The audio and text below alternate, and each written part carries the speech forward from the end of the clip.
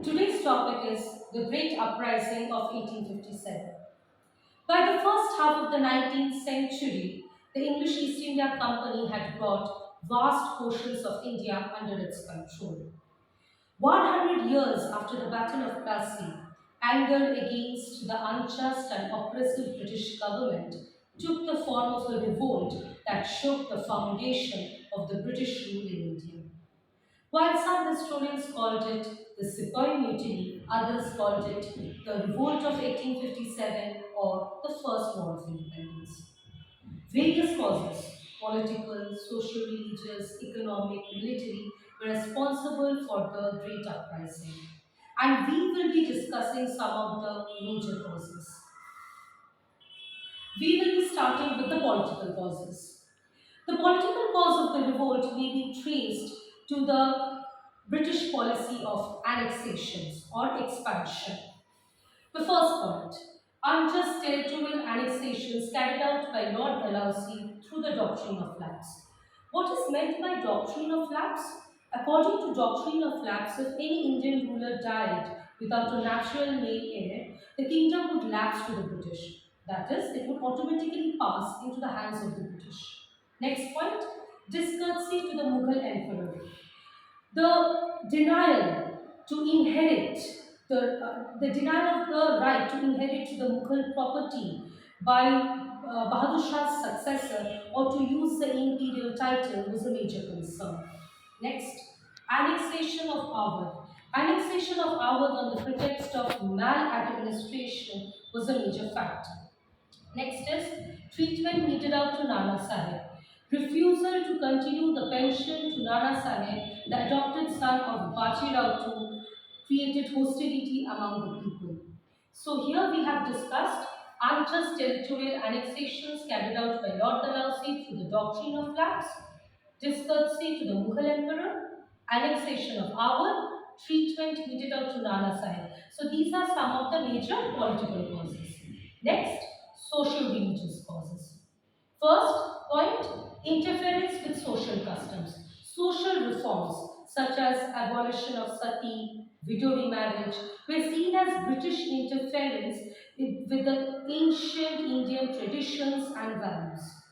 Next, fear of conversion to Christianity. Next, fears regarding Western education.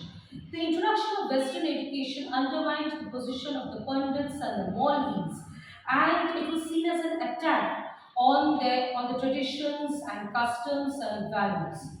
And also the introduction of telegraph and railways was viewed with suspicion.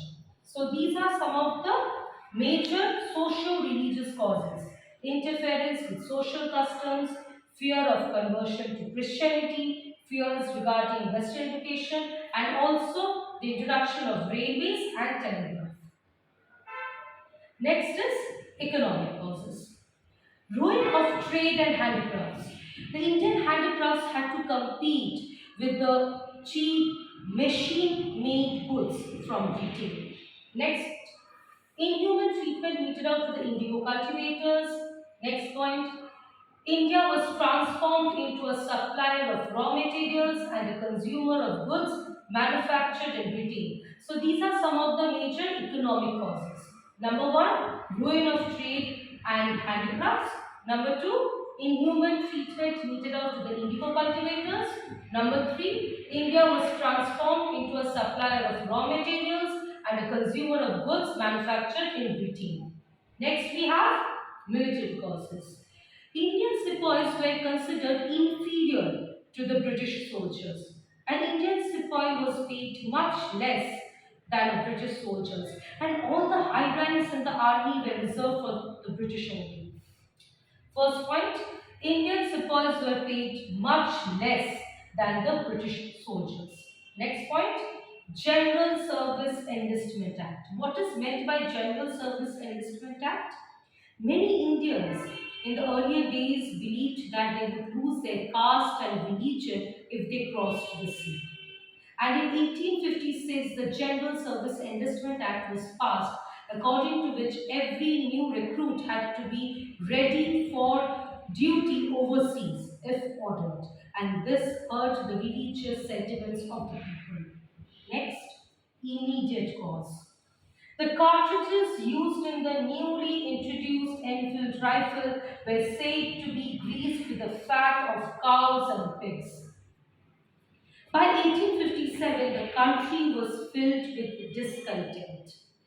All that was needed was a spark to trigger off an explosion, and the issue of greased cartridges provided that spark. There was a rumor that the cartridges to be used for the newly introduced Enfield rifles were greased with the fat of cows and pigs. And before loading them in the rifle, the sepoy had to bite off the paper on the cartridge, and both the Hindu and the Muslim sepoys refused to use them. So we have discussed some of the major causes responsible for the uprising of 1857. Thank you.